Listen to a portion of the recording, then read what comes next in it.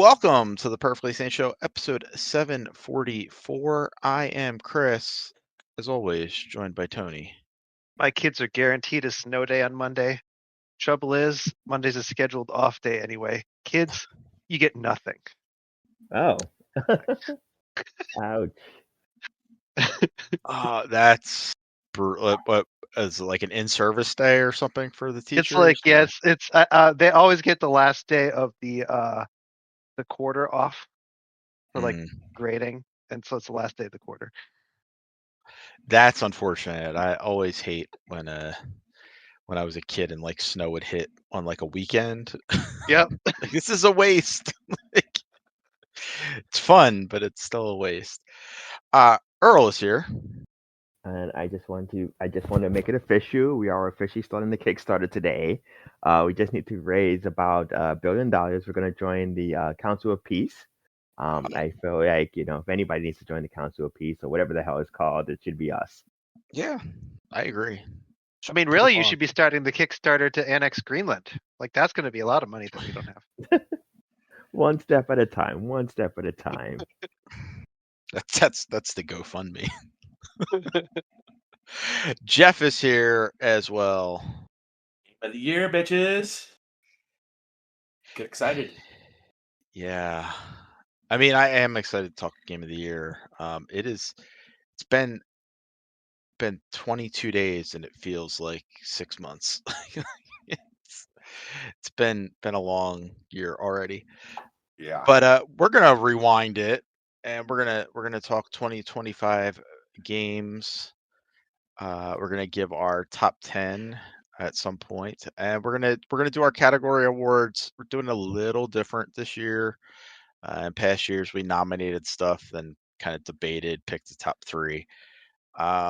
This year, we're all gonna bring our own awards. If we don't have something for a category, then that's just not gonna get mentioned, and we'll move on. Yeah, I think let's kick it off. We'll kick it off with a big one here, I think. Best music, best soundtrack and score. Dude. Tony, what do you got? For me, this is a clear winner. Yeah. South of Midnight. I think original score, like having an actual band do all the music, and the way they were able to weave the music into the gameplay. And I know Earl likes that quite a bit. He's told that story a couple times, so we'll give him an opportunity to tell it again. Yeah, I mean, I will just say it's also my pick. I think it's a great use of environmental music. I think there's another pick later on that has something similar. Like we always talk about, games being able to tell stories, and a lot of them kind of copy the Hollywood format. It's like interesting to see games that actually use something that is very unique, video games, in such a creative and fun way. Because like you can do like there's movies and TV shows that are scored to certain songs or they have original songs. I've seen bad movies where they have the songs that drop the name of the title. But having this be an interactive section when you're like again, that's the moment that stands out in my head. Not the rest of the score is great, it's so different, but that moment when you're climbing a tree and it's just a song that's giving you this backstory that's summing up this chapter, and it's such a unique experience. It's something that you can only do in video games, and I am just so disappointed. And this is that there were not more places that were just given this game its kudos, its flowers for this specific soundtrack. The sound, it's so very different than what we hear in video games in general, and the way they incorporated it into the game. I think for me, this is probably one of the strongest examples since something like Hi-Fi Rush, which was a rhythm game that incorporated like licensed music or original music, but to do it in a game that isn't necessarily music based and still have it incorporated in such a fun, creative, unique way. South of Midnight is easy the best soundtrack score of 2025. Yep, same for me.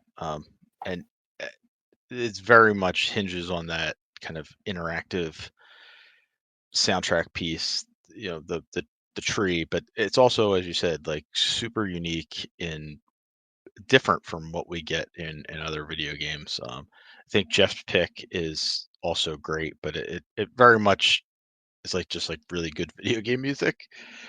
And I thought South of Midnight was something different and special. Jeff, you have a Yeah. different choice here though.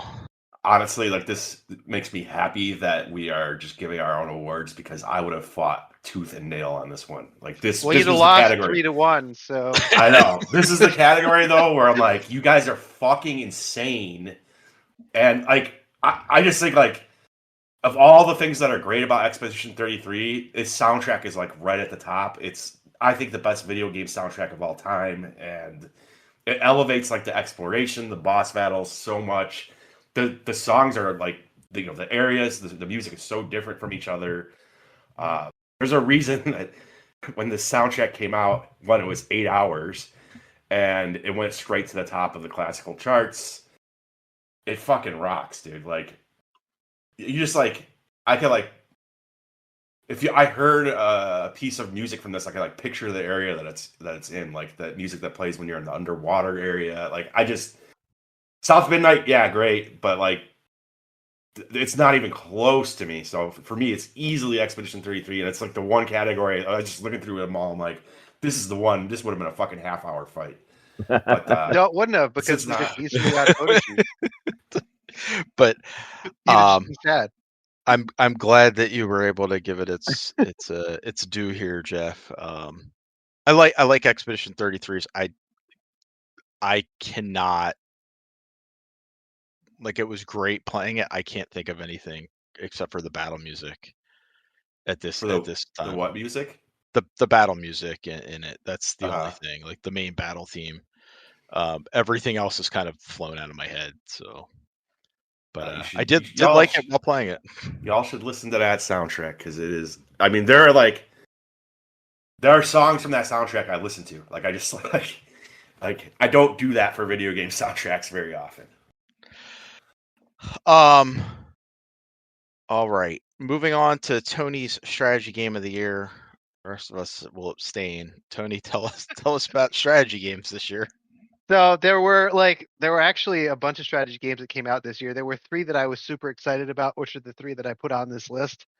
If I'm being brutally honest, I was disappointed in all 3 of them. I think that they're all decent games, but it's become like a theme of strategy games where they launch unfinished, which makes me very sad. Europa Universalis 5, brutally so. That game is completely unbalanced. Like it's like an early stage, early access game.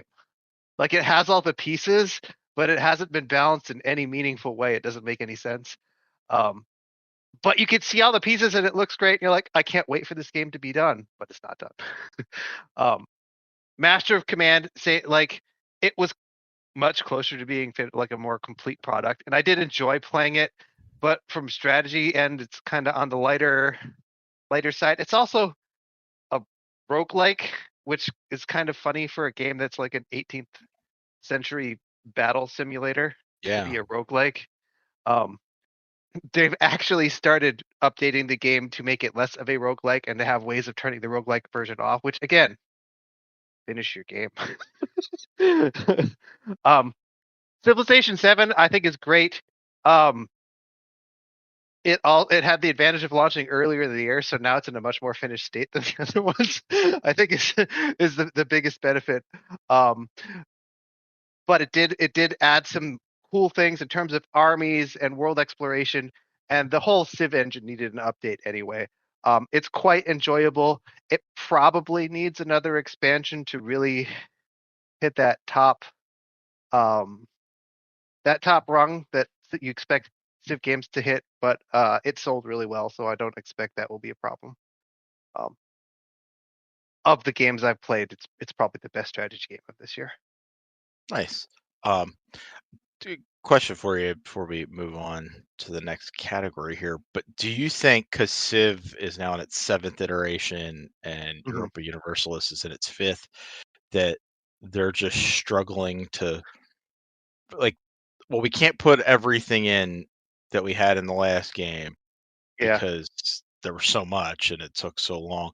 So like they're kind of like holding back stuff purposefully to I know that they do that for games like Europa Universalis, like it's kind of their thing to like not include things to have those things appear later on.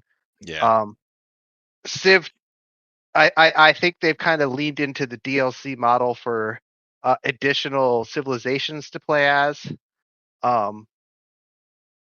They have like more comprehensive updates now that update the gameplay without having to buy anything. But I will say, if there's any one big criticism of the game, it launched with not that many civilizations, and they've already launched a bunch of DLC civilizations. Of course they have. Of course, absolutely they have. But like it's one of these things. Like these strategy games take so long to develop, and without the DLC, they don't exist. Yeah. So you almost and like they take so long. I don't mind like buying a DLC civilization because it's like it's not that expensive. It's like, $4 or $5 for one. Like if you get an expansion pack, it's like $15 and you get 4 of them. And when you're playing as one, you're playing for like 30 hours. Like that's a pretty good money versus time investment. So I don't completely mind the model. Given the way that modern games are so like they're so expensive, they take so long to develop. Like if you don't like invest real money into them, they won't exist. So I don't know. It's a necessary evil at this point, I think. Makes sense. All right. Moving on to our Game Pass game of the year. But we didn't really we pick failed. one. We failed didn't again. pick one at all. Over the that should be our New Year's resolution. Something. But yeah, we should definitely pick one per month. I would also say, I mean, I guess this is spoilers for the future, because of the new idea you implemented is that it should come from that, from like. Yeah. So what Earl's talking about is what we're gonna do is like once a month we're gonna pick again. It's not necessarily from Game Pass. Like actually the first game we're doing is NSO. We're gonna play the Fire Emblem game that's on there. So yeah, we're gonna pick a game from one of the services that we have and play that. So yeah, we'll change this award for next year. But what were your favorite Game Pass games of this year? I will start just because I didn't necessarily pick my favorite, because I think my favorite will be in line with some of you other people. I did pick Blueprint. I think partially for me, the idea of a subscription-based service is always to try games that I don't think I would have ever bought. Like, I don't think I would have spent money on Blueprints if I had to. But like being that I saw people talking about it and it was available on Game Pass, and I was able to just like download it and check it out and see what what everybody was talking about. And it ended up being a very interesting and intriguing game, even if I am too dumb for it. Again, one of the reasons I would not buy a game like this, but it did give me the opportunity to try out something, see what it was about, and kind of like had fun with it for a couple of hours. And I do think Blueprints is kind of one of those under the radar, underrated games of this past year. That's fair. All right, I'll go next. Mine's Expedition 33. We're going to talk a lot about it because Jeff has picked it for like every category here. Yeah, it's a top tier RPG.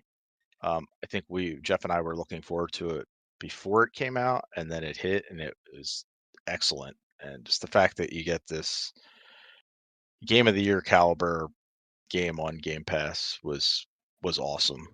So, Tony? I went with Outer Worlds 2.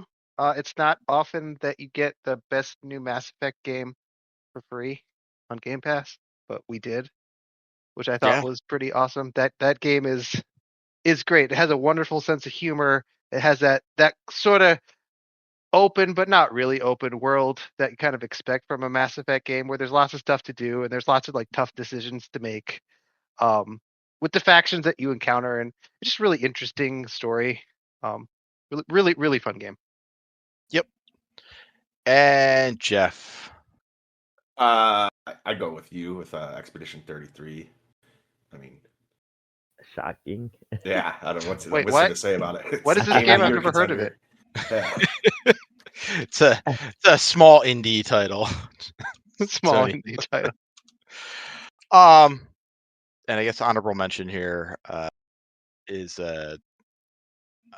South of Midnight. Somebody had dropped that in there on this I list. think I put that in there. It's great. That game's great. talked previously. I don't think I would have played it if it hadn't been on Game Pass. I think Yeah. it's like one of like I probably would have bought Outer Worlds 2. I would not have played South of Midnight, and I'm really South glad of that they did. Midnight, I think I might have picked up if it was like it would be like I mean the game's really good, but it feels like one of those games that would be like $20 come Black Friday, Yeah. and they'd be like, oh yeah, I heard people talk about this. I wonder how it is.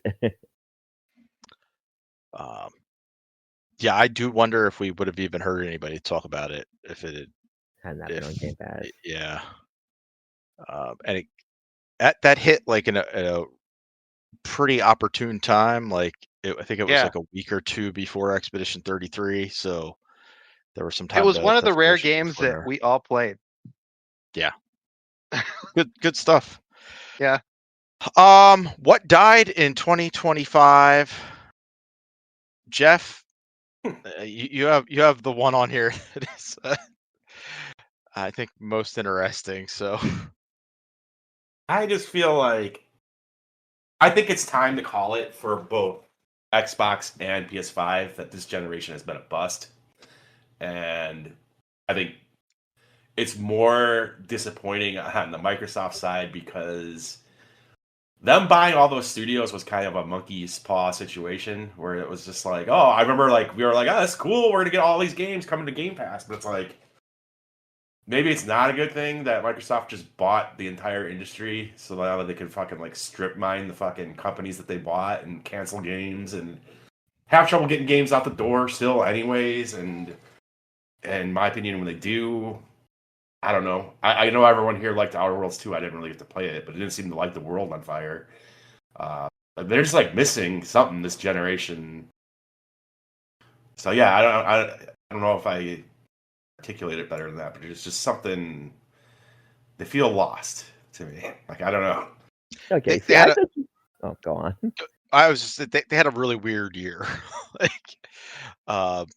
because it's not that they killed their brand, but they very much diluted it by being like, all right, well, like, hey, this is going to come to PlayStation now, and that's going to come over here, and like they just started doing It a feels lot like a of surrender. multi-platform See, but- that's more what I thought you were talking about. Well, that's Yeah. part of it. Yeah, it's like they're like realize that they're just not. Nothing that they're But- doing is working. So they're like, well, I'll put games on PlayStation if you want. I mean, but- I don't think this was like a Hail Mary though, because their sales on PlayStation have been huge. But Like I I don't think know. I- It's just, like $5 billion or something like that. There was some ridiculous number I saw the other day. yeah, they're up there with like they may have been the biggest publisher on PlayStation last year, I think.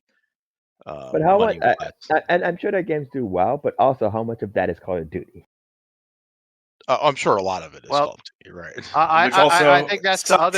other thing though. I think Call of Duty sales are down. Yes, that Like, was the other thing I was gonna way say. down, which is why my pick for what died was Call of Duty, because I think finally it's not the king anymore. No, because Well, I mean, it's definitely not in 2025, right? Because it was the Yeah. 5th best-selling game. which is insane. Because I'm almost certain. Somebody pulled this up for me when I mentioned it on Blue Sky. Since 2009, it has been the best-selling game or the second best-selling game. It was never the best-selling game 3 years, and that was I think Red Dead Redemption 2, GTA 5, and I think one other game. But it was fifth. Like seeing it behind something like Borderlands Yeah. is so weird to me.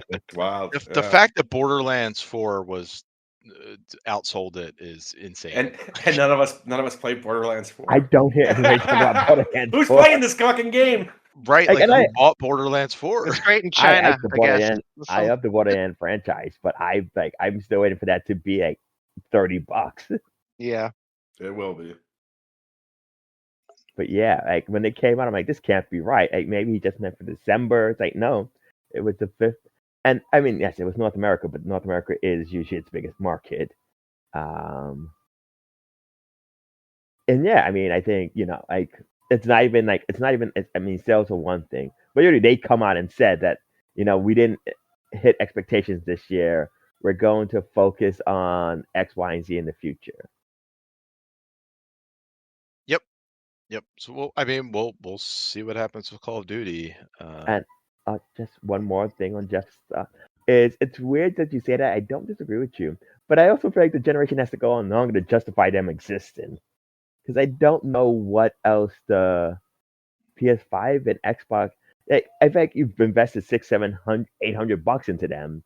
They need games that like define what they are. Yeah, but Yeah. we're like 6 years deep. Yeah, Like, yeah. it's Like I said, I don't disagree with you. It's like But the Switch 2 came out of the gate with like again, I know some people have problems with the Switch 2 releases, but I'm like, I don't know how you can I'm look gonna at hear about that Nintendo later and on. look at the other companies and not be like, hey man, Nintendo had a big game every month. They had a Metroid, a Donkey Kong, and a Mario Kart in the fucking first 6 months of their console. Like Yeah. Microsoft and Sony are just not doing that, and maybe it's because they spend too much on their games. I don't know, but like this generation has been very disappointing from But I was going to say the that does major not consoles. a newer generation does not help it. If anything, that makes it worse because you have to own the infrastructure and everything. I mean, I'm sure everybody. Well, I'm not advocating that they need to put. No, I They know, can but fucking sit on these systems for another 6 years. I don't care. Absolutely. I think that's more what it is. Like maybe we don't need new consoles. Maybe you gotta keep I would argue we developing for the don't. ones that you have. I don't know though. Yeah. I look at my consoles like I hardly ever game on console now. I almost always use my PC. Like And I think that's a lot of like where Microsoft is moving, right? Like, hey, you can buy all our shit over on PC as well. You play it wherever the fuck you want. Like, you Yeah. want to play it on your You phone, still play got it you still there. I got to don't give a cater shit. to me. I need my systems. But I think I understand that too, Jeff. But I also think that they're just like, look, we're not beating Sony at this game, so like we're gonna give you options to play it, but Yeah. they're gonna be progressively more and more expensive. Like you yeah, want our handheld, it's $1,000. You like you want our new console that's going to come out in 2029, it's going to be $1,000.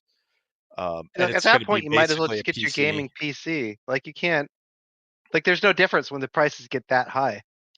Well, I mean, but you look at Steam, right? They're going to release their like little console box, and it's going to be $1,000. Like prices are just getting fucking stupid. Yeah. and that's the other thing. I mean, with certain parties in charge, I mean, okay, I'll call it the president. He's an idiot. But with certain parties in charge and tariffs, like it's not like a new system is just going to be worse and more expensive right now. Because it's between that and AI. Like a lot of people are like, we don't have GPUs, we don't have. They don't have memory. They don't Yeah, have RAM. Like RAM is ridiculously expensive right now. Everything's fucked. yeah, um and mine happier. Yes. yeah and happier thoughts what continued to die in 2025. um Splitgate 2 came out and pretty much immediately died. It did have like a weird revival at the end of December, but under a different banner. And it's pretty dead now anyway, that 2.5 iteration of it. Their Yeah, CEO is certainly dead. he's that guy just should not open his mouth. No. It started out bad. It started out bad a year ago when he went on the Game Awards in 2024, and we're gonna make shooters great again. That did not Yeah. set people in his path correctly, and it's been downhill since then. I think what they re-released with Arena is good, but nobody's playing it. So that came that was born and died in 2025. And then mine is Right. just one more time to beat up on Multiverses, which died for the second time in Yes. 2025. Yeah. So I mean, like some games like Splitgate came out and died twice in the same year. This came out what I think originally like 2021, died in like 2022, came out again in 2024 and died in 2025. Because they were like, we have a hit here. Let's do everything we can to ruin what people enjoyed about it when we got it the first time. time. And it's one of those things that I don't understand why it's hard to make a Smash Brothers clone. Like I like Smash Brothers. It doesn't do anything super different, but yeah, this came out with a Warner Brothers, a big IP company, a ton of brands that they have. Okay, some of them are weird, but yeah, it is dead. I think the Dead. weirdness made it unique though, like being able to we're gonna have Gandalf fight with Shaggy with like Looney Tunes characters and But that one wasn't so that wasn't so bad. I'm thinking stuff like Arya Starks, Michael Jordan. yeah, like that. It's so dumb. Like it's so dumb. I kind of thought it was funny. Oh, sorry, not Michael Jordan, LeBron James. Yeah, Yeah. LeBron James from Space Jam. Space Jam 2 or whatever that one was. Yep. Goodbye, Multiverses. Goodbye, all of those things. Although Xbox and Call of Xbox, Duty will, yeah. they will be around next year. Maybe. We'll I see mean, how I mean, successful they are.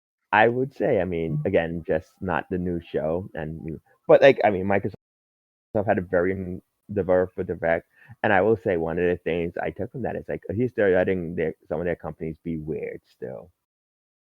Yeah, they let the Double Fine do whatever the hell they want, like a weird multiplayer pottery game. Yeah, pottery. 2025 game that we wish we got to play, but didn't because reasons. Tony. Donkey Kong Bonanza. I tried to play it. The game makes me dizzy. I don't know what it is about it. Whenever I try to play it, it made me dizzy. When I watch my kids play it, it also makes me dizzy. There's something about the frame rate and the graphics that all combine together to some sort of perfect storm of making me ill. So congratulations, Nintendo. Your game makes me sick. Fascinating.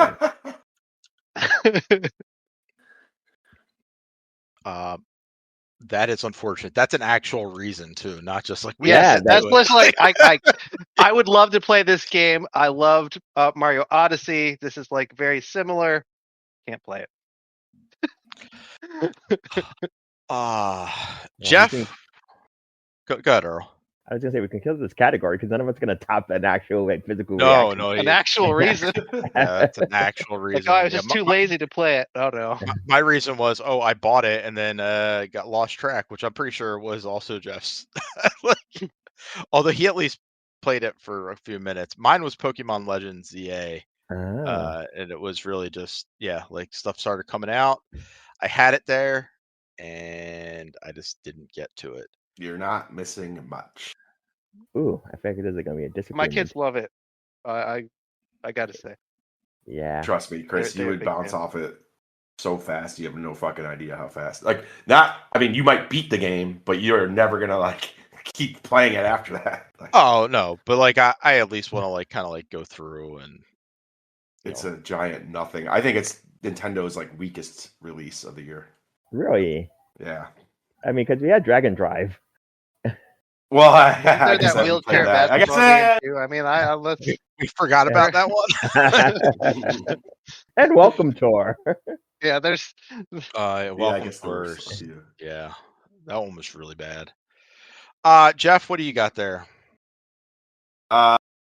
Tormented Souls 2, which I bought and played like 10 minutes of, and then it got lost in the shuffle of the big fall game.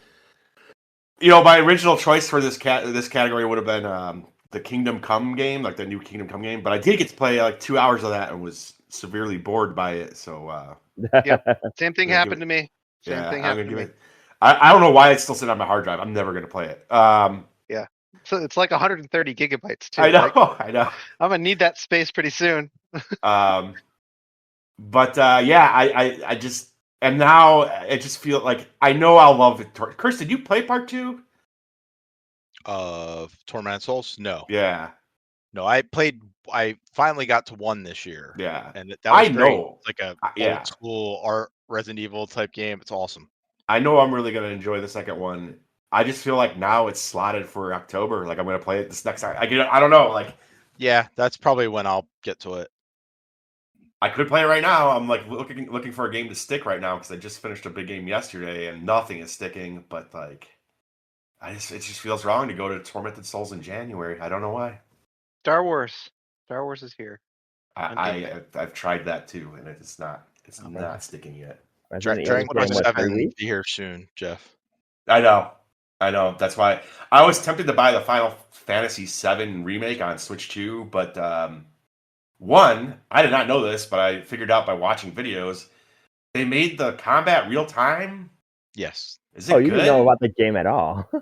Yeah. I just assumed it was turn based because I knew the original was. It's like why would you action change The it? original is turn-based. This is more Yeah. like it's not really real time, but it's more like Kingdom Hearts combat. So like there you pick your attacks by a menu, but you are moving around on the battlefield. And Yeah, I get that. Um, It just seems but weird. yeah, it's not I- turn-based though. But I think I the would- main reason I did not buy it is I like looking at the calendar. I'm like, Dad, Dragon Quest is in 2 weeks. Like, you're gonna want to play Dragon Quest, and do you really like? There's no way I would actually beat Final Fantasy in 2 weeks, probably. So Right. I would just say check out. There's a demo for it, so I would say check that out. yeah. There's a demo for Dragon Quest too. I noticed today. Yeah, Yep. I heard that's awesome meaty. So Yeah. Earl, what do you got as game you didn't get to? I mean, mine is legit just pure obscure. I just have a thing whenever I think of how long to beat in a game's over like 20 hours. My mind is like, no. Over this isn't 20 gonna- hours? Yeah, I do not. It's pretty short for an RPG. Yeah. I don't know how long it is. I just know that it's not like a 10-hour adventure. It's not. It is like I think I did it in 35. Yeah, you could do it like it's a game you could play for like 30 hours or 100, but Yeah, like I did a bunch of this, like once you get to the third act, and we'll talk about it more there, but it opens up a bit and there's like a bunch of side shit, and I did a bunch of that. So I probably could have finished it like, 29, 30 hours. Okay, so I will look into. I need to get Game Pass again because I'm currently in between Game Passes. I'm focusing on Helldivers, which is on my PlayStation. Yeah, It's good stuff. Yeah. good choice. And at some point it'll be on sale. So Yeah. Well, again, I will get it on Game Pass. I just will need to get my Game Pass. All right. Best boss fight. Jeff, we can't have you describe every boss fight. Yes, I that's did not say that. my I just requirement. Is if you're gonna choose all of them, you have to describe them all. No, I Otherwise, you wanted need to to give pick it to one. the game as a whole. Like I just Pick think one. he easily has No, the best that's not boss what it fights. says. What was says there best one that boss like fight. really stood out though? I know you liked them all, but was there one that you were like, yeah, this was like really cool? Not as like, It makes me think that none of them were cool if you can't think of one. no. I mean, there's little ones that are cool as shit. There's like you fight a fucking mime as a boss in it, but like the thing to me is like I wanted to just give it to the game because I just felt like the boss fights are such a highlight of the game, and like again, like the music in them, they all have their own rhythm that you have to learn, which is cool. This is Jeff coming into realizing he actually likes JRPGs in the year 2025. So, I'm glad that you I'm glad that you really enjoyed Expedition 33, and it is thrown you down a rabbit hole. So there is one boss I can't remember that it kind of looks like a giant skeleton that's like coming out of the darkness. That reminds me a lot of a Dark Souls boss. And that was one of the ones I think that was shown in the initial trailer that made me go, oh my god, this is like Dark Souls, but turn-based. Oh my god. Like I got so hyped up not last year, but in 2024 when they showed it off. I guess there's that one. There's the Dueliste, if I'm saying that right. I mean, all of them. Renoir, fucking the Paintress, like they're all so good, and they all have their own rhythm that you have to learn. It's just so neat. Like I don't know. some of those optional bosses, not so neat. Yeah, you gotta. It's hard. Yeah. There's ways around things though. There's like perks you could equip and stuff. You know what I mean? That like. Yeah. I don't know. We'll talk more about. We're going to be talking a lot more about Expedition 33. So, Tony, you have one on here. So, Lord Saito is the big bad in Ghost of Yotai, which I really enjoyed as a game. There's a point early on in the game where you fight him, and he's armed with the spear, and you're attacking him, beating the crap out of it, and your character shouts out at him, "Pull out your sword," and he's like, "You're not ready." And then stuff happens. The fight ends. You break up. You come back to him at the end of the game. You played the entire game. The game is like divided into areas where you're collecting these weapons to fight, and you end up mastering each weapon as you go along. So when you get to the end of the game, you're really great with all of these weapons, and you have your katana. You fight him, and you have to have mastered all of these weapons. And he's pulling out, and he keeps switching weapons, but he still won't pull out his katana. And you keep pulling out the weapon that matches up well against whatever weapon he has to have out. And it's a really tough fight, and it's so hard. And you get through to the end, and you break his spear in half. And he's like, "Oh, you're finally ready." And then he pulls out his katana. And in a moment I will remember for the rest of my life, I realized that I was not ready. Because he was so hard. That fight with him and the katana in the second phase of that battle was probably the toughest boss fight I've had in years. I died so many times. Eventually you figured out. I felt so triumphant. It was great. It was probably the best boss encounter I've had. Gosh, I can't remember the last time I had one that just sticks out in my mind so well. So Lord Saito, if you can get all the way to the end of Ghost of Yotai, that one is well worth it. There's some other stuff around it that also makes it pretty awesome. One of the great things about that game is all of the boss fights are not only worked well into the narrative, but the fights themselves kind of evolve based on what's going on in the narrative, and there are other things happening around it that end up being super cool. That one in particular, but to say what makes that one cool in terms of the story would really spoil the game if you were going to play it. Okay. Well, there we go. There's our best boss fights. Because Earl and I did not nominate anybody. So I you didn't love the final fight of Donkey Kong? Oh no, I hated the final fight. That will go into worst boss fights. Let's add that category real quick. Yeah, I could name some worst boss fights. My least favorite boss fight of the year was the end of Cosmic Invasion.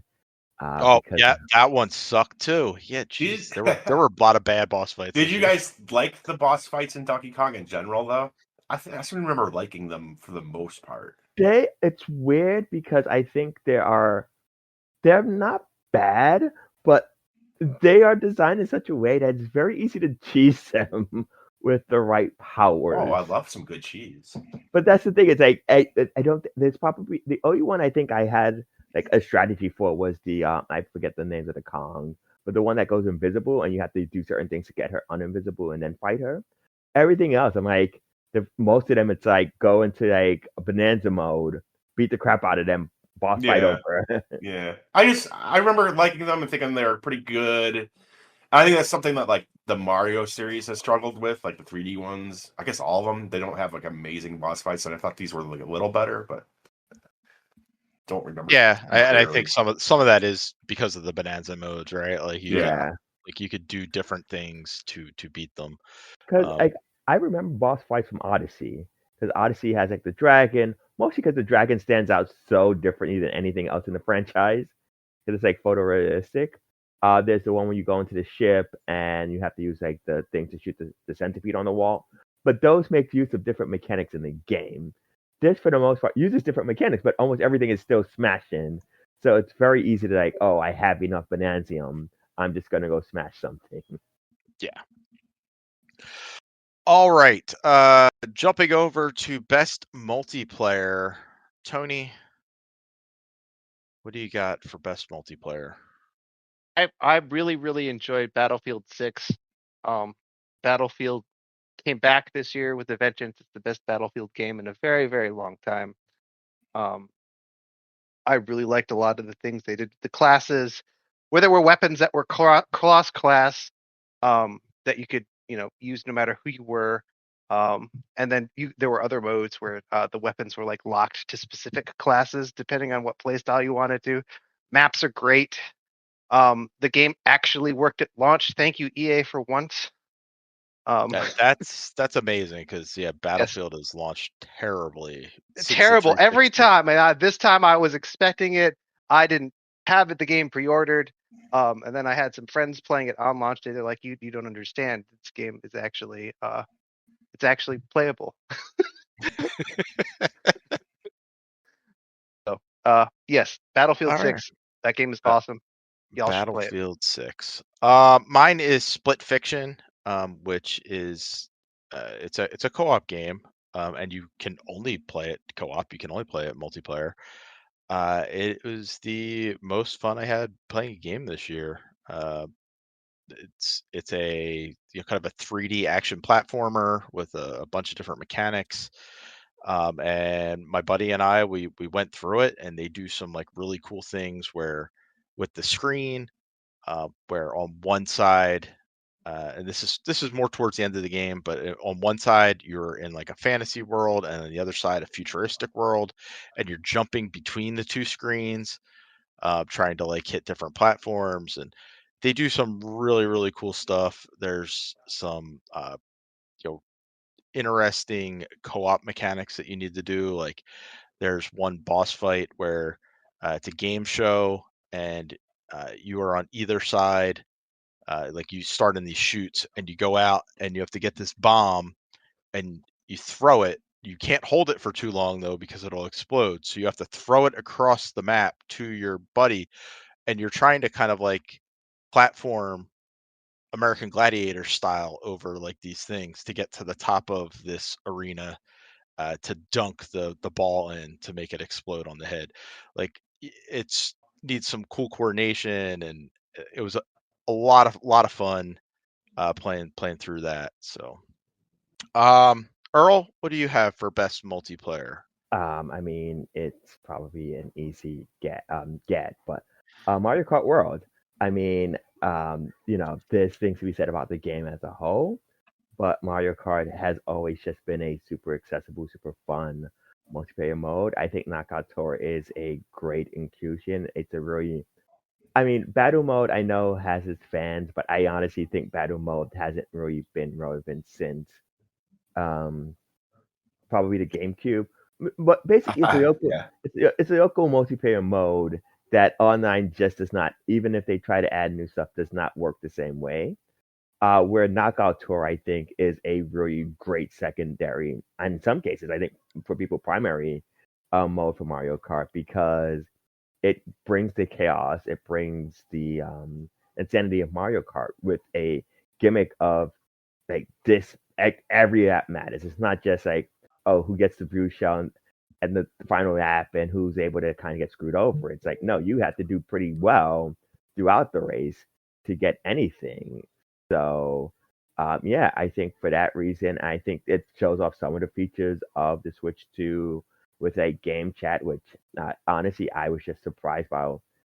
I mean, it's sad that like 20 years onward from like the advent of voice chat on consoles by default, it took this long for Nintendo to have something that's compelling. But like playing game chat in Mario Kart for the first time and it just works was so. It's an amazing thing. I was when the Switch 2 came out, Jeff and I played a little bit of Mario Kart World, and it was like he's there in the room with me. Yeah, In fact, it was like him and his wife were there in the room with me because she came over and was talking as well. I could hear both of them clearly. It was great.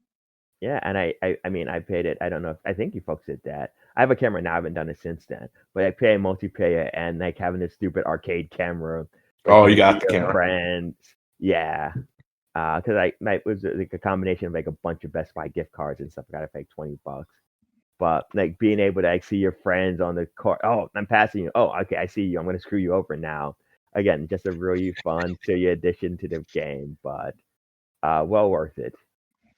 Jeff, anything else to add on Mario Kart? 'Cause you also have that as yours. Yeah, I mean nothing to really add, but yeah, it's just such a staple. Like it's just, I actually think the game is good. Again, we wish it would be better, right? I think everyone kind of wishes it would be better. I think it can be still, and I think we're gonna be playing it for many years. So Yeah, and it's just like such an obvious go-to for this category for me.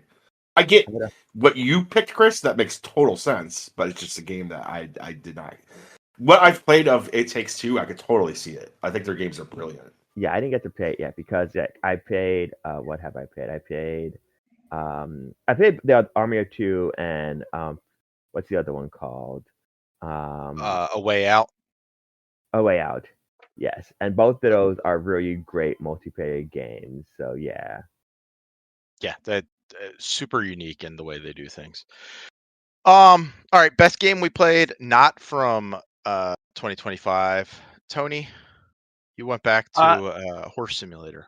Yeah, so Red Dead Redemption 2, which was a game I think when it came out, I wasn't really in a good place to play it. Like I couldn't game for more than 45 minutes or an hour at a time. And this is a game that's so huge, you really need to invest the time in like figuring out how stuff works and how to move around the world. And it really benefits from having longer play sessions. So now that I can actually do that, I really, really enjoyed going back to this game. I didn't quite finish it, but I did put many, many, many hours into it. I think the game probably runs a little too long. If I had any criticism, the story just keeps going on and on and on, and there's just like some random visit to the islands, which you probably could have cut that whole part out, and I wouldn't have missed it at all. But I quite enjoy this game. I enjoy the heists. I like robbing trains and just randomly killing people in the street for no reason. That's fun too. Cool. Or just actually one of the cooler things is like you there's like this meter like of how people perceive you in the world, and you could just walk around saying hi to people and like howdy, and you could like greet everybody who goes by and like watch the meter go up, and you could say hi to anybody in any situation. And the people will like, some people say hi back, and some people like, why is he in such a good mood, or fuck off, or like it's just funny to watch people. I do think that the way to play Red Dead is to not worry about finishing it. Like to just immerse yourself. Like go like I was playing Red Dead 1 on Switch, and it's just kind of fun going hunting and shit. Like I think it's the way to play Rockstar games in general, maybe, but especially the Red Dead games. Absolutely, I agree. I plan to give it a second chance at some point. Yeah, my goal, I have it downloaded, and my goal for this year is to actually really play Red Dead 2 because I have not really. It's I poo-pooed it so much at launch. I'm like, this game is like it's too hard to get into. There's too much tutorial. But if you can get over the hump, and like frankly, having played through it again, the tutorial did not seem as bad to me the second time through as it did the first time. Maybe that was just me being whiny. Well, it could be I was like the same this. I think I was still in the tutorial like 4 hours in. It's just like because when you're coming into it at first, it's like, oh, I got to pay attention to everything, and maybe you don't need to pay as close attention to everything. Right. I think I'm continuing my same save file from all those years ago, like wherever I was, and just mine was still there. I like what? I don't remember where I am or what. Just jump in and go. Just so I don't have to go through the beginning where I'm walking through the snow for 5 fucking hours. That part does not last. That's the part I thought it was forever, and the actual walking through the snow is only like 30 minutes, and you're done with that part. It's pretty brutal. I just like maybe if I start up, I'm in it, I figure out the controls and just mess around, and maybe then I will carry through to the end. But I have not decided what I'm going to do yet. I do have the game downloaded though. Earl, what was your best game not from last year? kind of cheating, kind of not cheating, because it is not from last year. But I think I got a second win this year because of everything. It's Helldivers 2. I've been playing a ton of that with my friends over the last few months. It's just a really fun multiplayer game. Again, I like the tongue-in-cheek humor. It's a bit of a grind, but whatever. I do like that they continue to support it. There was a new mission type that I never played before that I did this week, which is just basically, I'm sure it exists, but like the fact that it's on rotation, you don't see it often. Like evac high risk target, and it's basically a horde mode. You're trying to get these missiles to launch in like 20 minutes. I think it's 15 minutes or something like that, and just getting hounded by hordes and hordes of enemies and having to like we went in there and I bought in the Yoda that I bring into every mission, and it was not that type of mission because you're not moving. So it's a lot more like next time we went in, it's a lot more Like, oh, I turns. brought my mortar and it's killing us because we're stuck in one place and can't get away. Yeah.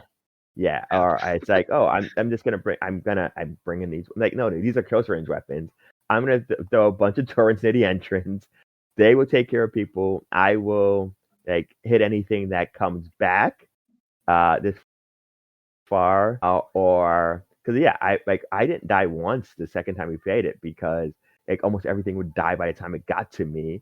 Throwing down resupplies as soon as they're available because there's no use to wait. We're not going anywhere, so all these things should be right here when we need them. Yeah, it's a great time, and again, like the fact that accidentally or not, you end up screwing over your friends sometimes. I'm sure, like Or purposefully. so it depends. Oh, I left them behind. Oh, what happened? Oh no. Oh, not even. Oh, yeah. That my friends always accuse me of that. I'm like, I'm near it, but I didn't get in.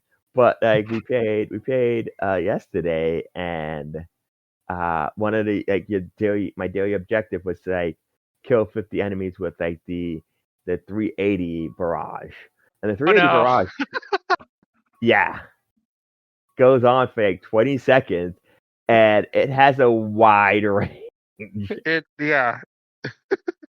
and I bought it in. I did bring it into the evac one because I was getting like five. Like the evac one, though, I was like, I got that done in like 2, just throwing in the entrance. Whatever was coming was dead. I'm like, yeah, this feels good. But yeah, just a really amazing multiplayer game. Cool. Jeff, what was your best game not from last year? Mine was Dragon Quest 11. It was a game not from last year. It's absolutely true. And and it's a really like one of the best RPGs of all time, often cited as. It was my introduction to Dragon Quest, and I've now played like 4 of them. So yeah, it just Dragon Quest kind of carried me through the whole second half of the year, and this was what kicked it off, and it was set a really high bar that I don't think will be topped till 12 or I love how like Expedition 33 just sent Oh Jeff yeah, it on spun me this, out. like, Yeah. absolute insane rabbit hole of games that he previously would be like, no, I don't want to play those. Like, I mean, at all. like it's not like I was opposed to turn-based. Like I loved the Paper Mario games, and Expedition 33 was like, well, you like that? We got something for you.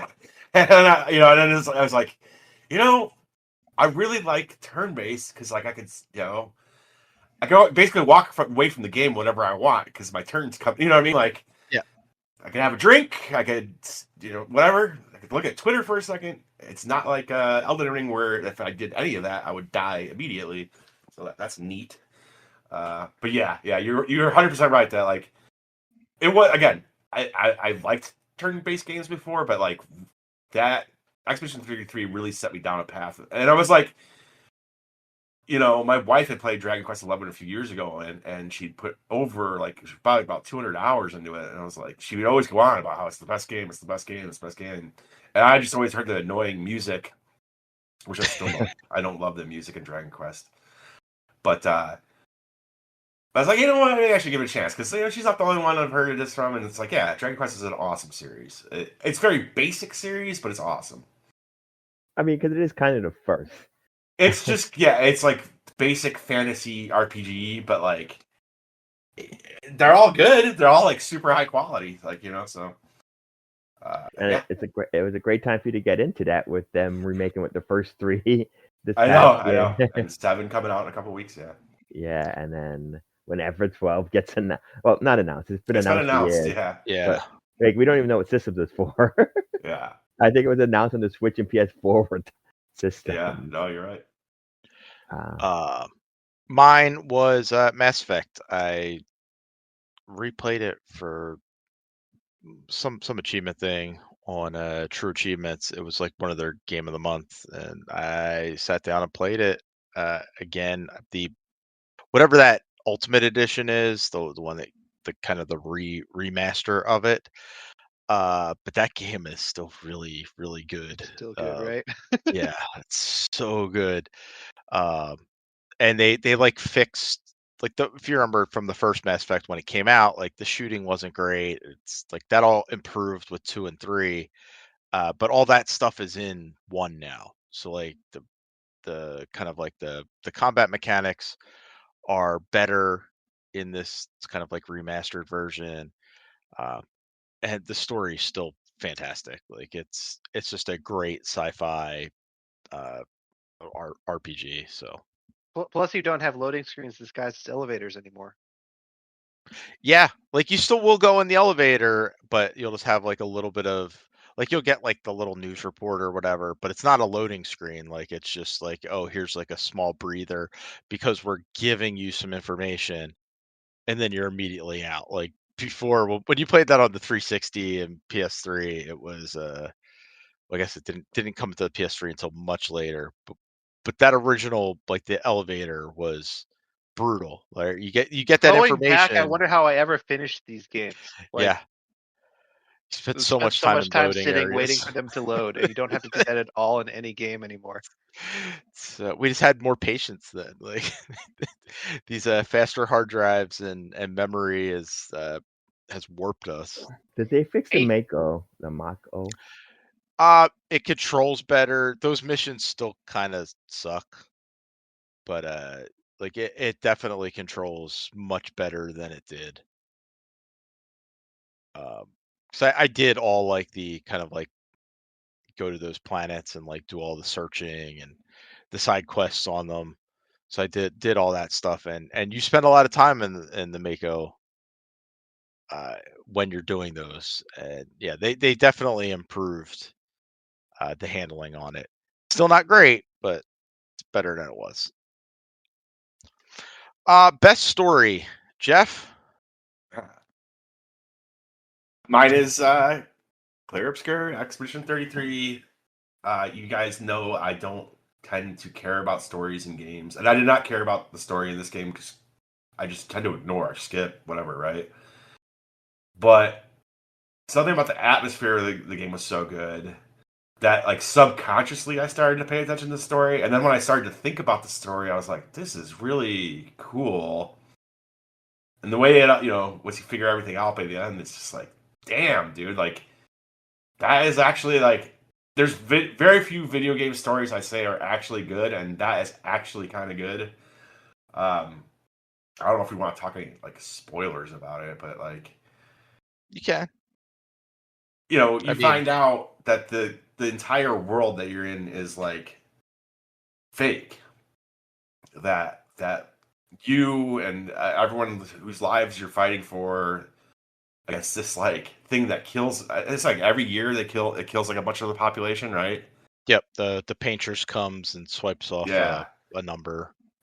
It's all fake. You're living inside a fantasy world that the paintress has created because she lost a child in a fire, and she can't deal with the grief. And so she created this whole world in her paintings that is a way for her not to deal with her grief. If I'm getting any of this wrong, Chris, tell me, because you're I mean, fairly close. And you kind of have to decide near the end, like, what's better? Like, should this world exist or not? And I went with the decision that, like, it should not exist because everyone in here is not really real, and we are trapped here by... Well, one person is real. Like they're so Mael is real. Like she is Yeah. okay. Okay. She is part of the family. She is the sister of the person who lost their life in the fire, and she's been badly scarred in real life, and she is living in there To escape her to real life. escape as well. Yeah.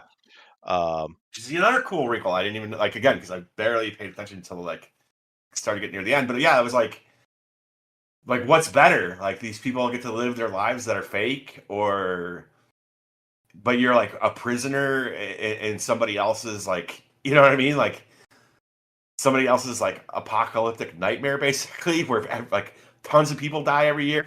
And that's another, I thought another interesting wrinkle to it is she has to kill off a certain part of the population every year, otherwise the fake reality becomes unstable, right? Wasn't that part of it? Like that's, I don't know, man. There's just so much about it. I'm like, that's like I can imagine watching this as like a fucking TV show and being like, whoa, you know, like when you find shit out, and then like, hey, what is the right decision at the end? I remember texting people at the end thinking I'm like, oh, I made the evil decision to like destroy everything.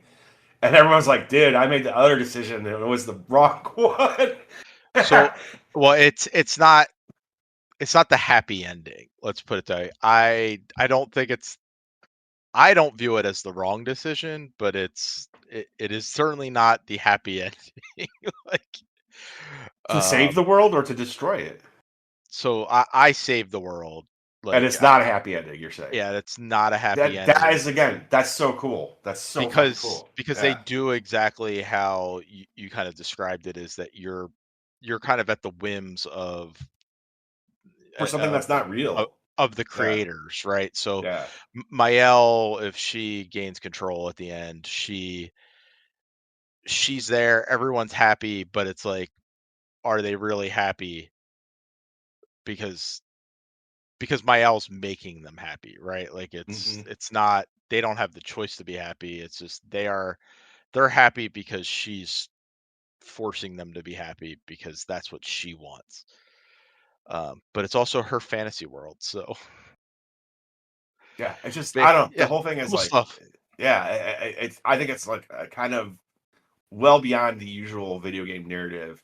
Now I see you have one here, Chris, that like it is a narrative game, so I have not played it, so I can't argue with that. But it is, I mean, it is straight narrative, right? Like it is a narrative adventure game. Dispatch is my choice. It's more the performances, I think, and the interactions between the characters. Like ultimately, the story of Dispatch is it's just a superhero story. Like, just good writing.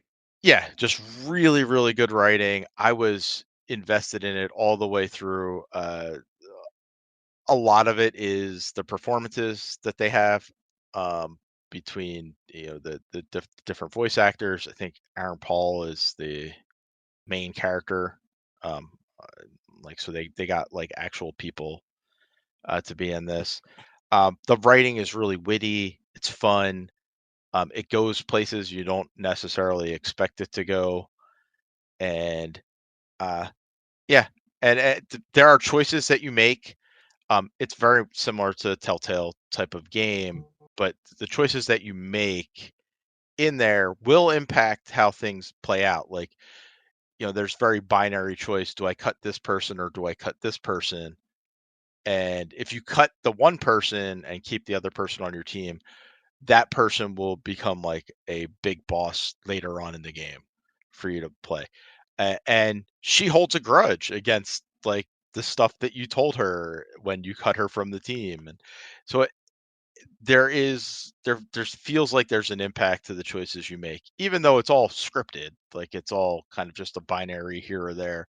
But because they tell the story in such a good way, it just really it's super captivating and fun. And they did like episodic the right way, where it was, I think it was like every week they had 2 episodes, and they're about 45 minutes each, 45 minutes to an hour each. So it's kind of like you were playing through a TV show, and production value, everything was great about it. But that it's that narrative and the performances were so good that I was like, yeah, this was the one that I'm going to be remembering for quite some time. Tony? So Ghost of GotY, I think in terms of like an open world game with lots of side quests and whatever, like you played games like this that have that before.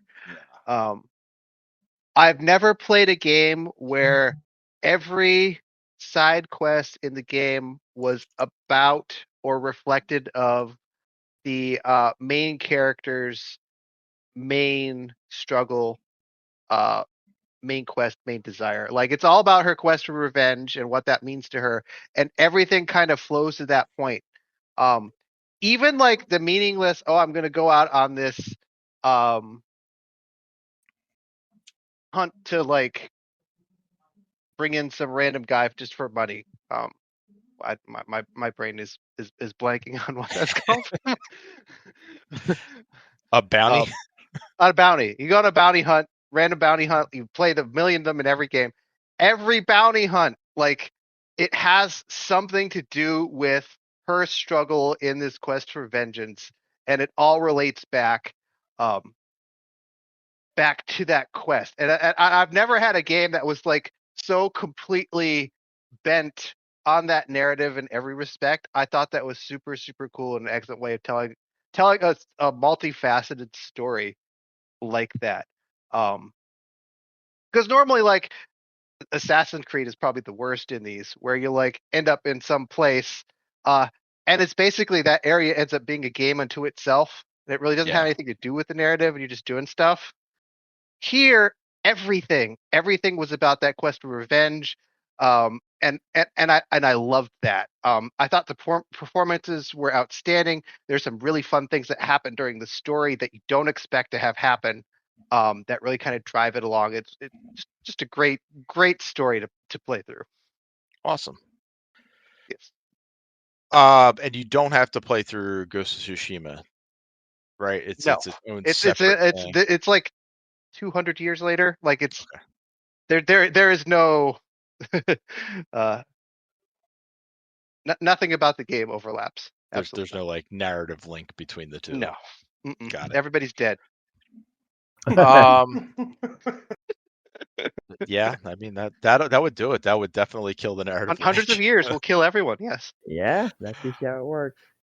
Earl, what was your biggest disappointment of the year? I feel like we reference this every year. That I don't think it's necessarily a bad game. Just like the level of anticipation, and actually, I think I have two. But the level of anticipation and the level of what ends up being. My first one is Marvel Cosmic Invasion. I'm not going to sit here and say I'm the biggest Marvel fan in the world. Everybody knows I'm more of a DC fan. But coming from the studio and publishers that bought you Shredder's Revenge, which I think is a really great beat 'em up game that does a lot of stuff for replayability and stuff like that. I was, and somebody who enjoyed the old school X-Men beat 'em up games, I was coming into this with high expectations, and I don't think the game reaches those expectations. I think that their focus on so many characters just kind of made it annoying to try to do anything, because like you want to play as your favorite characters, but also every mission's like, no, play with this character because you have to complete these missions. I felt like with Turtles, like that mission, that structure, which is kind of what gives the single player some replayability, you could do it most any character. This one, it's like, no, this one's specifically for Black Panther, this one's for Thor, this one's for Beta, and it's like, oh, I don't like this character. What do you mean out there and how this character parries by holding down a different button? The fact that everybody does not block the same way, or I mean, not say that. Some people don't block; they dodge, and that's very different, especially when it comes to something like the final boss, or like stuff like that, where I'm just like, oh, this isn't super fun to play. I mean, again, it was fine, but it was nothing special. You're just realizing the genre is bad. I love the genre. Because Earl's best new game is also a beat 'em up. Yes. And we will find out where that ranks. I mean, I actually don't even know where it's on my list yet. It's high up. Earl's working on his list. I have my list. It's just the top 3. Like, I don't think there's any game where I'm like, oh man, I love this game. But there's Dude, a ton where I'm like, I really like this game. I'll tell you this. I must have made at least 8 iterations of my list, and it was all about the bottom 3 more than the top 3. The top, I knew what I wanted in the top half, but boy, did I go through iterations on this list. And then the other one I will get into real quick. I think it's on the list. The Switch 2 lineup, or the Switch 2 Air.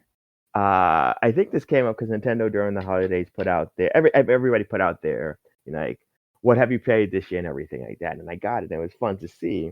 But then you could go back to 17 and see everything that you played on the Switch and the Switch 2 since 2017. And like looking at the Switch 2, the Switch lineup in the first year with Breath of the Wild, Odyssey, Xenoblade Chronicles 2, Splatoon 2, Mario Kart 8 Deluxe. And I'm like, there are some good games on the Switch too. But I think outside of Donkey Kong, nothing's like super exciting. It feels like Nintendo put in like their year 2 lineup here, where I'm happy that I got the system. It's fun to play, but it's not. I've not been like, oh man, I need to put on my Switch every day. It's just been like, oh, these are fun games.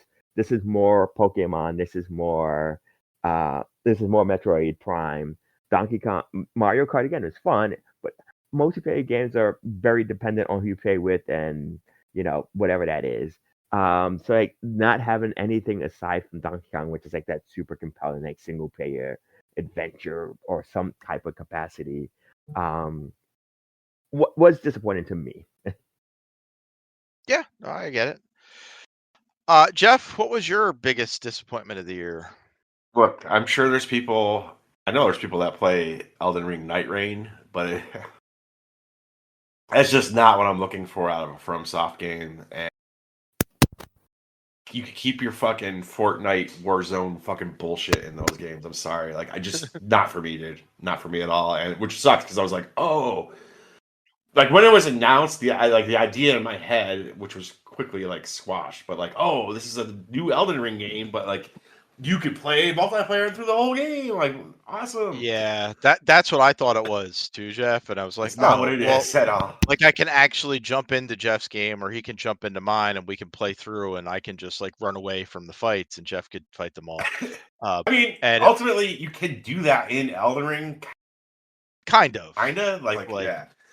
But like, yeah, but like it's not full on not jump in, full jump out, like yeah. And I mean, this is a full multiplayer game, but again, careful what you ask for because it's just again, it's like in Fortnite or whatever the fuck, just not at all what I want out of one of their games. And dropped it's like a ring closing. Yes, I mean literally the Elden Ring closing. Yeah, so that after 45 minutes, you can reach a boss that you'll probably all be under level to fight and die. Great, cool, thanks. And Tony, what? Oh, well, yeah, go ahead, Tony. So I mentioned this game earlier, Europa Universalis 5. Like I have hundreds of hours into every other game in the series. When they announced this game, I got super excited.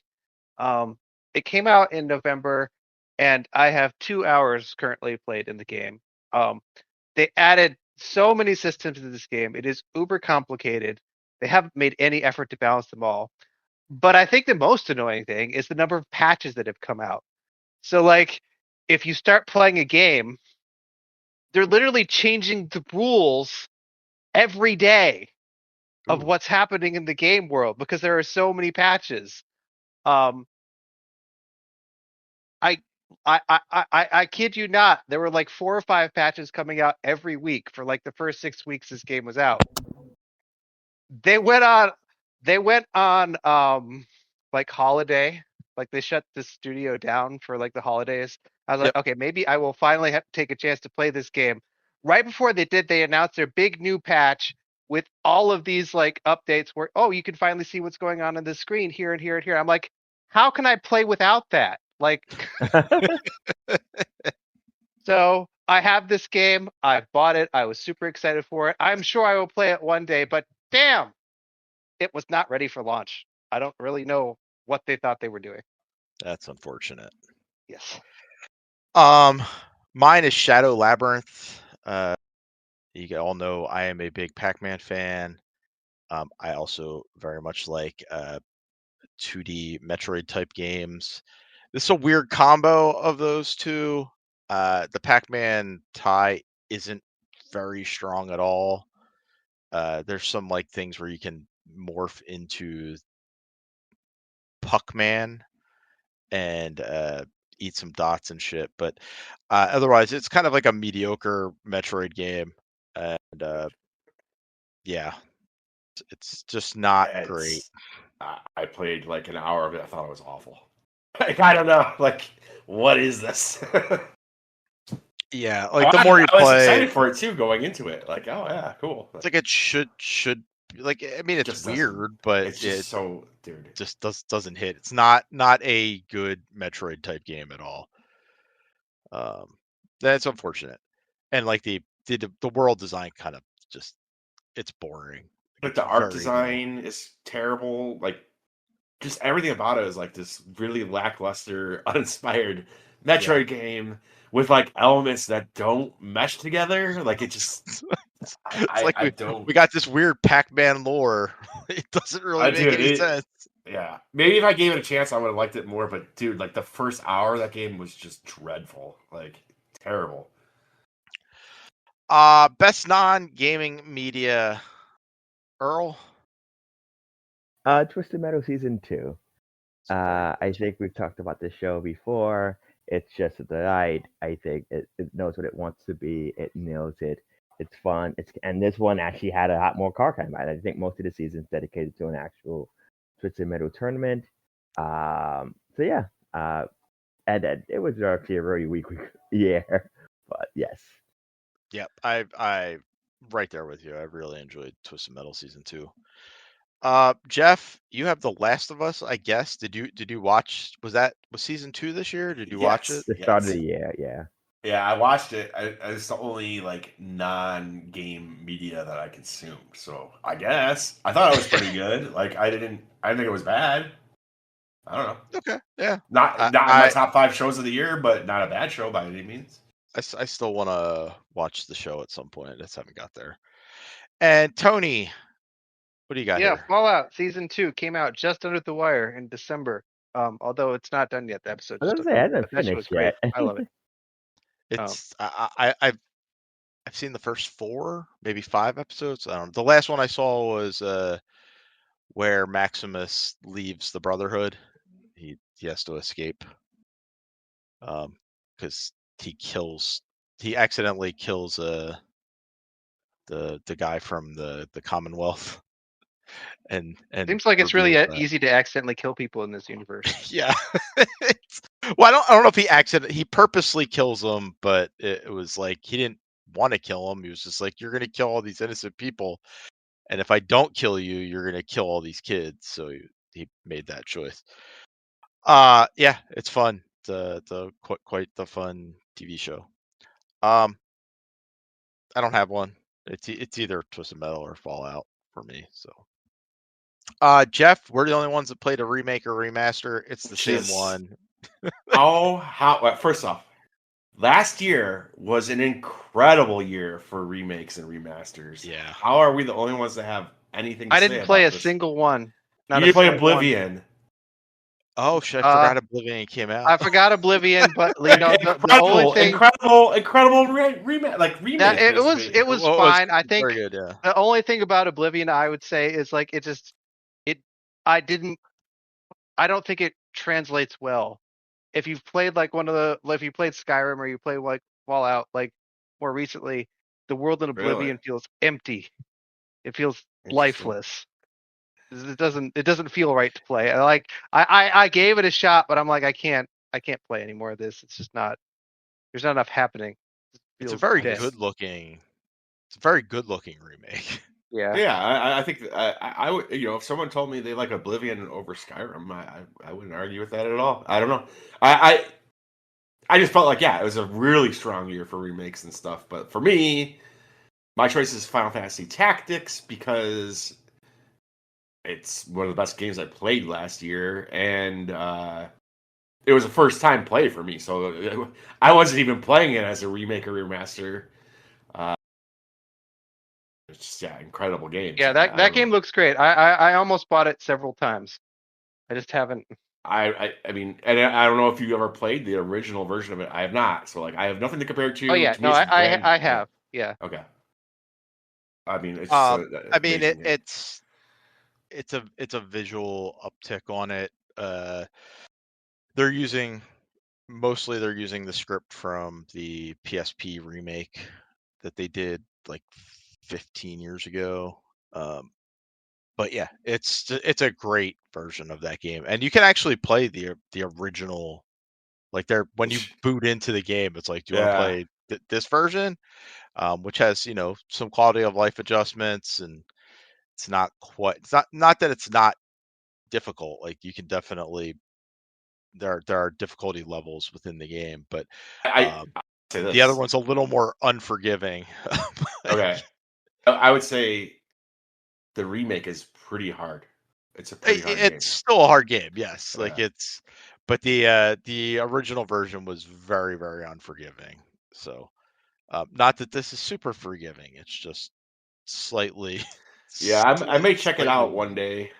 I'm just interested to see how it looks and play, like what differences I'll notice. I put a lot of hours into Tactics, and yeah, it's just. I think I said the last time we talked that like it's like if you took the battles from Baldur's Gate and just made a game out of the battles. That's how. Again, I know Yeah. there's a whole story. I was Yes. fast forwarding through the whole story. It seemed cool. There was like an assassination or something at the end, like post credits. I was like, what was this? Like these people met in the The garden and someone got killed. I the story was like, oh, is intrigue. very good. Yeah, well, I got a whiff of that. I wasn't paying attention, but the gameplay is just fantastic, and it's such a great fit. I don't know about you, Chris. I played on a Switch. Uh, cool game to play while you're watching football or something like. Yep. Yeah, I'm playing it on a handheld, not on the Switch, but on the handheld. It's very good. So that's our best remake remaster. Earl and Tony didn't play one, so I'm or sure they I've played. forgot I about just, it. yeah, it was just not one. Like, I wish I played Mario Galaxy. I do enjoy that Yeah. game, but But My I would kids say are that was the enjoying that one. worst. They say it's pretty good, but whatever.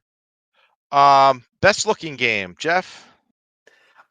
Oh, I don't have a strong opinion on this one. I think I put down on Expedition 33. You did. You were just copy and pasting that everywhere onto the sheet. Yeah. No, but now, I mean, I think at the end of the day, maybe that's it for me. But I don't know.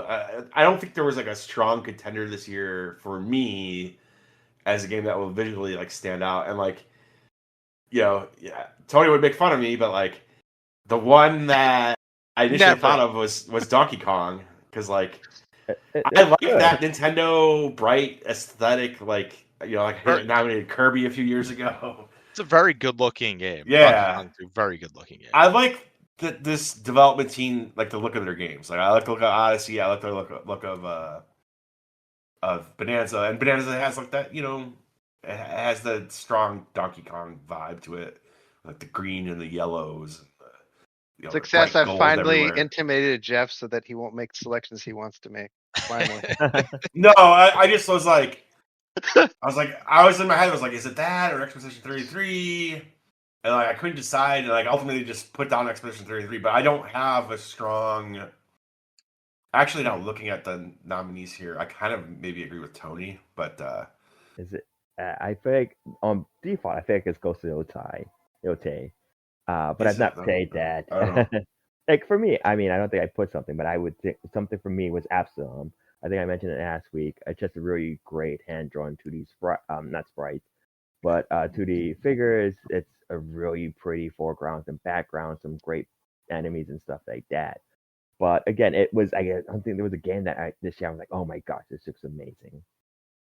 Yeah. Again, I think they are great. I don't think there's anything that was so uniquely different. That's okay. We'll have Horizon 6 for this year. We can all agree on. Sure. It's true. Forza Horizon 6 is coming, and that does look very pretty. Another game set in Um, Japan that's beautiful. Amazing. wild, right? I've never heard of one of those. Speaking of games set in Japan, Tony, Assassin's Creed Shadows. That game looks fantastic, phenomenal Yeah. in every way. I think you might be right. Those cities in that game all look they're so like lifelike and huge, and like it just amazes me the level of detail they can get into those environments that are just so big. I can't imagine the level of effort making these games. The game looks like they spent $8 million fucking trillion making it. It does. It absolutely does. It's like this is the most beautiful game I've ever seen. And how is the world so big and still everything looks so great? Yeah. It's kind of like it's the biggest problem with the Ghost of Yotai. Is like, oh, you put it next to this game and it just looks like peasant gaming. Interesting. and it's probably why it takes 45 minutes for the credits to roll in Shadows. Yeah, because the game was built by 200,000 entire people. army. Yeah. Small country. Mine is also, I think, set in Japan, at least parts of it. Shinobi Art of Vengeance. Beautiful, kind of like cartoonish looking, like comic book style almost. yeah, right? and it's like comic book come to life. Like the Yeah. way everything moves, it's very, very fluid though, and like there's a depth to it, even though it's all 2D. It's a beautiful looking game. When I was looking over like my top games, like yeah, this one really like that had a visual style that I really, really loved, and I think it's a beautiful, beautiful game. So, And a game with like kind of crazy effects going on all at once that never seem to stutter.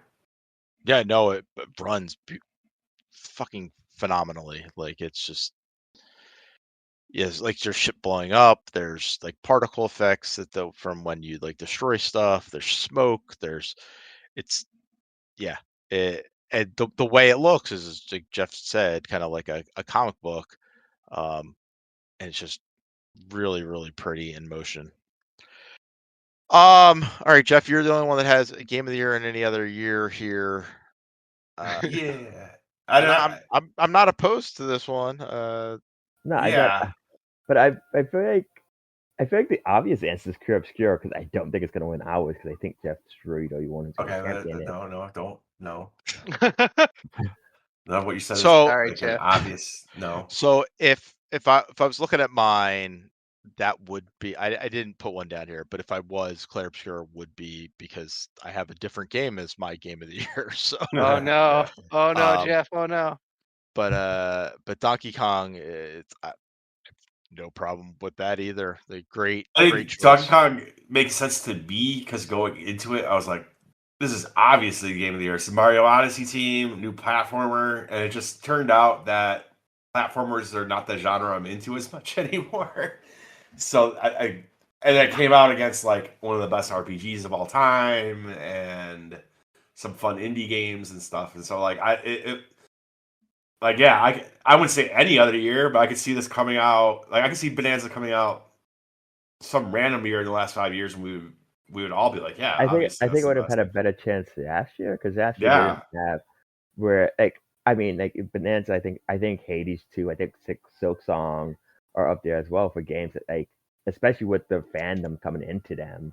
Ghost of Yotai. I think Assassin's Creed had really good. I think Earl just rounded out this category with a bunch of really great picks. Actually, like there's people that would say Hades 2 is the game of the year. Yeah, but it was a tough year, I think, for games that were really, really good because you had a few games that were, or at least one game, in my opinion, that was phenomenal, and so like it just like kind of.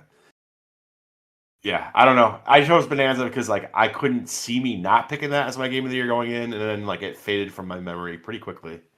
Yeah, I mean, again, if I was to think about the year, just like going through the year early on, I remember it was like Blueprints was up there, Assassin's Creed was up there. Like before Cure Obscure kind of became the front runner, there was a lot of games where people were like, we have an early contender, and then it became Clear Obscure, and then it was like, this is the one to It beat. just solidified. Yeah. Yeah.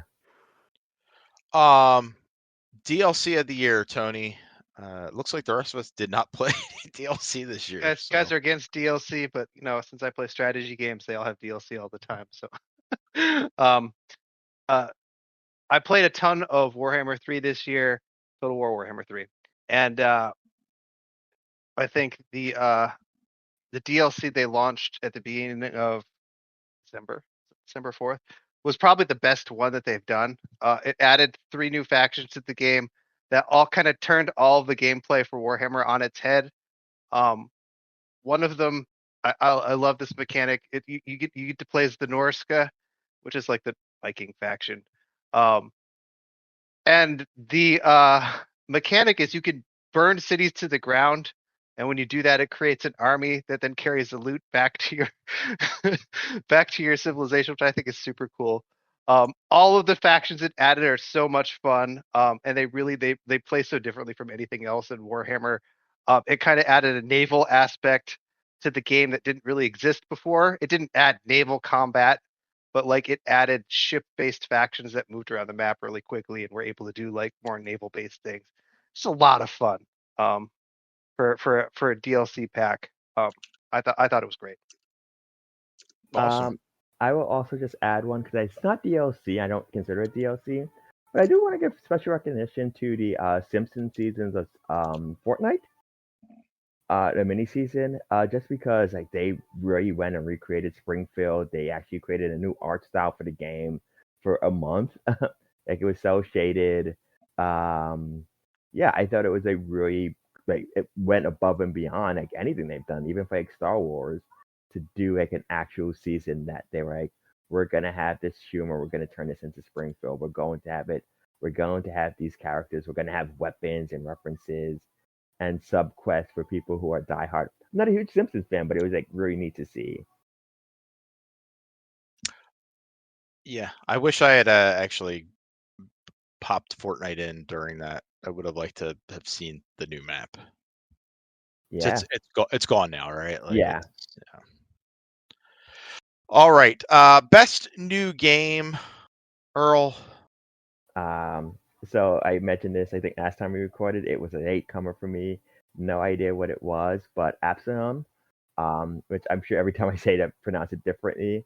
But this is a roguelike beat 'em up, which I mean, honestly, was surprising how much I've enjoyed it. Like I said, I got into it because of my disappointment with Marvel Cosmic Knights. I was just looking for some type of beat 'em up to pick me up. And this, I mean, I will say this is in contention for one of those games that's vying for my top 3 game of the year position. I don't know where it's going to end up yet, but it is a phenomenal game. Nice. Jeff, best new game. Clear Obscure Expedition 33. Did we lose So Jeff? much copy paste. So much copy paste. He's, We could just copy paste his response from the last award. Yeah, I mean it's Claire Obscure. I mean, it's clearly his favorite by far. Yes. Mine was Split Fiction.